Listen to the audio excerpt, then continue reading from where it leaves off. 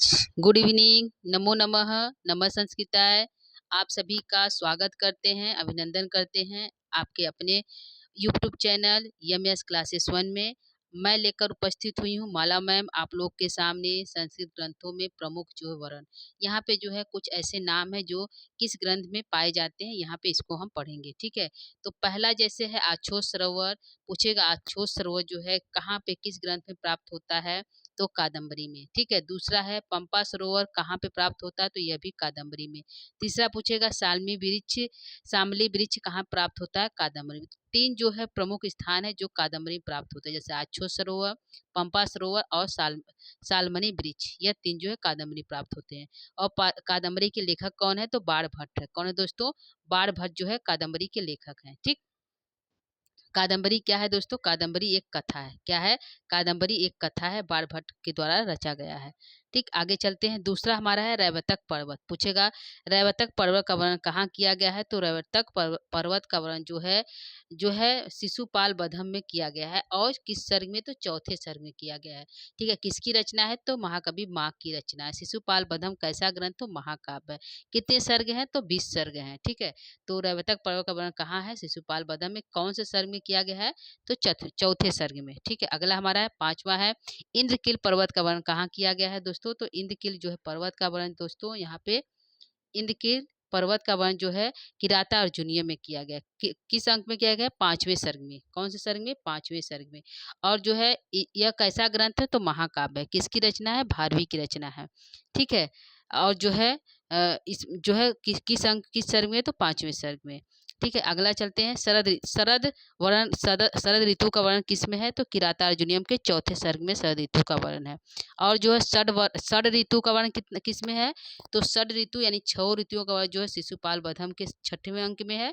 और कालिदास की रचना जो है ऋतु संहारम में है। ठीक है, 2 जगह प्राप्त होता है 6 ऋतुओं का वर्णन, एक शिशुपाल बधम के 6वें सर्ग में और जो है एक जो है ऋतु संहारम प्राप्त होता है। ठीक है, यह हो गया दोस्तों हमारे जो है कुछ प्रसिद्ध स्थान जो कहाँ प्राप्त होते हैं, किस ग्रंथ में, तो यह सामान्य हो गया परिचय। आगे है संस्कृत ग्रंथों के अपर नाम, यानी कि उसके कुछ और नाम भी है। जैसे किराता अर्जुनियम को क्या कहा जाता है, लक्ष्मी पदांक यानी कि महाकाव्य। लक्ष्मी पदांक महाकाव्य किसको कहा जाता है, किराता अर्जुनियम को। यानी करा लक्ष्मी जो पद पद के अंत में किसका प्रयोग किया था, लक्ष्मी का पदांक। ठीक है, तो किराता अर्जुनियम का है। दूसरा है शिशुपाल बधम को क्या कहा गया है, श्रेयंक महाकाव्य। ठीक है, क्या कहा जाएगा, श्रेयंक महाकाव्य कहा गया है। और जो है पूछेगा आनंद पदमांक महाकाव्य किसे कहा गया है, तो नैषधि चरितम को कहा गया। किसको कहा गया दोस्तों, नैषधि चरितम को जो है आनंद पदांक महाकाव्य कहा गया है।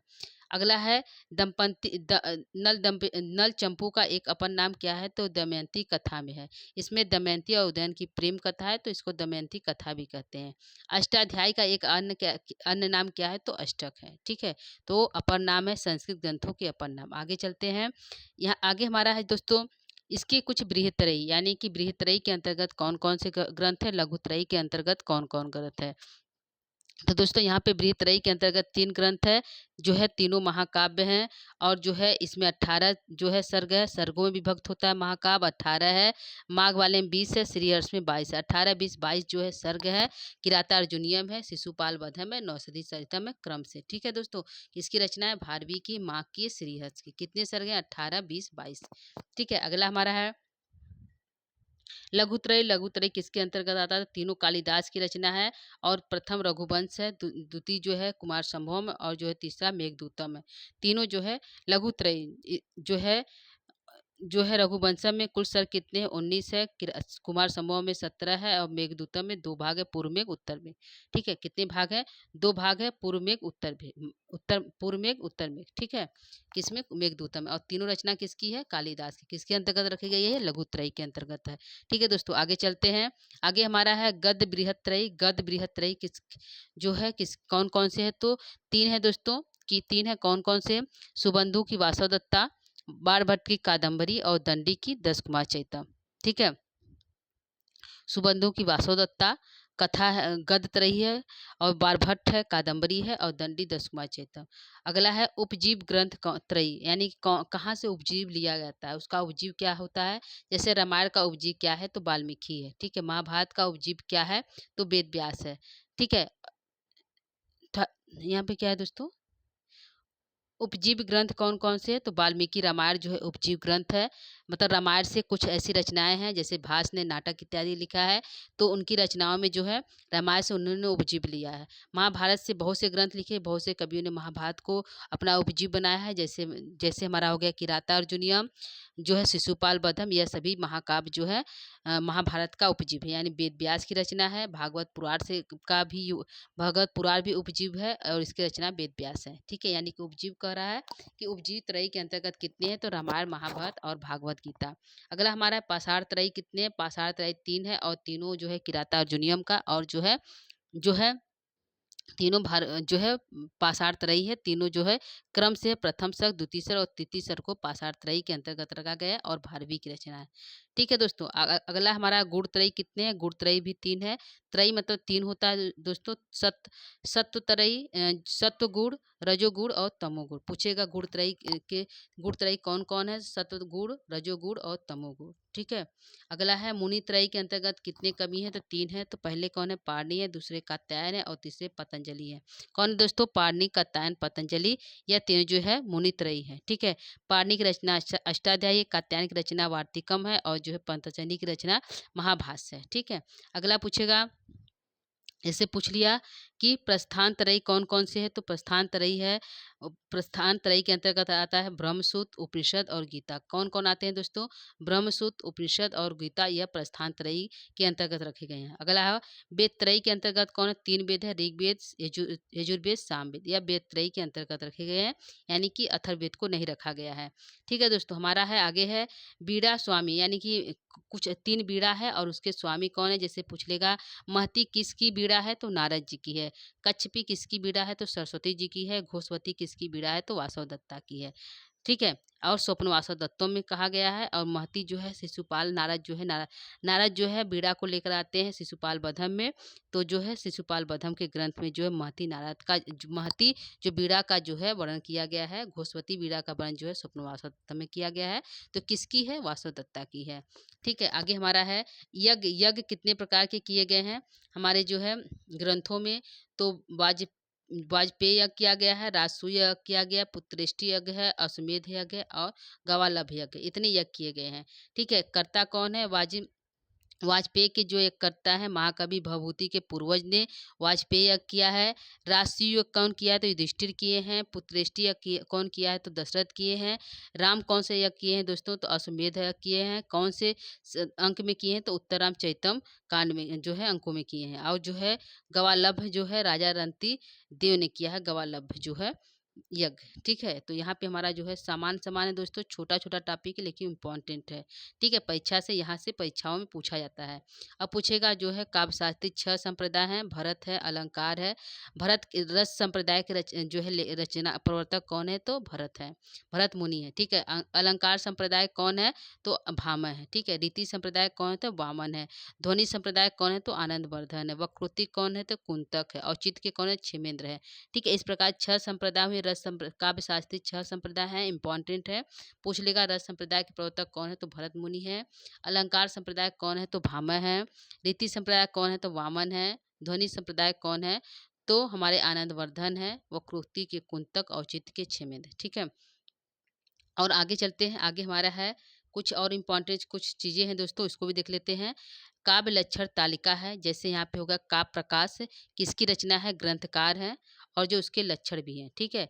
जैसे तद्दोषो शब्दार्थो सगुण सगुण वर्णलंकन्ति पुनः क्वापि। जो पूछेगा सद्दोषो शब्दार्थो सगुणा वनालंकृति, यह किसने कहा है? तो मम्मट के ने कहा है। कहाँ? प्रकाश मम्मट का प्रकाश जो है रचना है मम्मट की। मम्मट ने का प्रकाश को तद्दोषो शब्दार्थो सगुणी के अंतर्गत रखा है। साहित्य दर्पण किसका है? तो विश्वनाथ का है। ये पूछेगा एक क्वेश्चन। और पूछेगा जैसे पूछ लिया वाक्यम रसात्मकम काव्यम, वाक्यम रसात्मक काव्य किसने कहा? विश्वनाथ ने कहा। ठीक है। आचार्य विश्वनाथ ने काव्यम रसात्मक काव्य कहा। अगला है रस गंगाधर की जो है रचना किसकी है? रस गंगाधर किसकी रचना है? तो पंडित राज जगन्नाथ की। किसकी है दोस्तों? पंडित राज जगन्नाथ की रचना है रस गंगाधर। ठीक है। और जो है पूछ लेगा रमणीयार्थ प्रतिपादक शब्द काव्यम। रमणीयार्थ प्रतिपादक शब्द काव्य किसने कहा है? तो पंडित जगन्नाथ ने कहा है। ठीक है। काव्य अलंकार किसकी है? तो भामा की है। ठीक है। और पूछेगा शब्दार्थो सहितो काव्यम किसने कहा? तो भामा ने। शब्दार्थो सहितो काव्य किसने कहा? भामा ने। अगला है वक्रोक्ति जीवितम किसका है? कुंतक का है। और वक्रोक्ति काव्य जीवितम किसने कहा? तो कुंतक ने कहा। ठीक है। तो इस तरह जो है दो दो प्रश्न, इस एक यहाँ से प्रश्न पूछेगा, एक रचना से। ठीक है। तो हमारा यहाँ पे हो गया दोस्तों इम्पॉर्टेंट, इसको देख लीजिएगा। आगे चलते हैं। आगे हमारा यहाँ पे है संस्कृत में वैद कुछ प्रसिद्ध आश्रम एवं नगर। ठीक है। जैसे पूछेगा कर्ण आश्रम जो है किस नदी के किनारे है? तो मालिनी नदी के। ठीक है। कर्ण यानी काश्यप। ठीक है। यानी कि शकुंतला के पिता, पालित पिता। ठीक। तो पूछेगा कर्ण आश्रम कहाँ पे? मालिनी नदी के किनारे। कर्ण जो है विश्वामित्र आश्रम कहाँ है? तो गौतमी नदी के किनारे। ठीक है। वाल्मीकि आश्रम कहाँ है? तो गंगा नदी और तमसा नदी के किनारे। भारद्वाज आश्रम कहाँ है? तो प्रयाग का संगम तट है, प्रयागराज है। अगस्त आश्रम कहाँ है? तो गोदावरी और दंडक वन है, गोदावरी किनारे है अगस्त ऋषि का आश्रम। और माइस ऋषि का आश्रम कहाँ है? तो हेमकूट पर्वत पे है। और यक्ष का निवास स्थान कहाँ है? तो रामगिरी पर्वत पे। ठीक है। पूछा जाबाली का कहाँ है? तो पंपा सरोवर है। महाश्वेता का कहाँ आश्रम है? तो अछोत सरोवर है। विदिशा किस नदी के किनारे है? तो बेतवदी नदी किनारे है, जिसको बेतवा भी कहते हैं। उज्जैनी किस नदी किनारे है? तो क्षिप्रा नदी किनारे है। सची तीर्थ यानी अप्सरा तीर्थ भी उसको कहते हैं, तो यह कहाँ पे है? गंगा नदी है। अयोध्या किस नदी किनारे? तो सरयू नदी किनारे। हरिद्वार किस नदी किनारे है? तो गंगा नदी किनारे है। ठीक है। तो यहाँ पे इतना प्रश्न पूछता है। इंपॉर्टेंट हमारा क्या है दोस्तों? इंपॉर्टेंट है यह हमारा जो है तीनों पूछता है। बेतवती जो है, विदिशा किस नदी किनारे है? बेतवती। ठीक है। पंपा सरोवर के जो है सरोवर किनारे कौन है? जाबाली आश्रम। अछोत सरोवर किनारे कौन रहता था? महाश्वेता आश्रम। यानी महाश्वेता का आश्रम कहाँ पे है? तो अछोत सरोवर। और जो है पूछेगा मालिनी नदी कर्ण ऋषि किस नदी किनारे रहते हैं? मालिनी के। और विश्वामित्र किस नदी के? गौतमी। यहाँ पे ये भी इम्पोर्टेंट है। ठीक है। और जो है माइस ऋषि जो है का हेमकूट पर्वत पर कौन रहता था? तो मारीच आश्रम।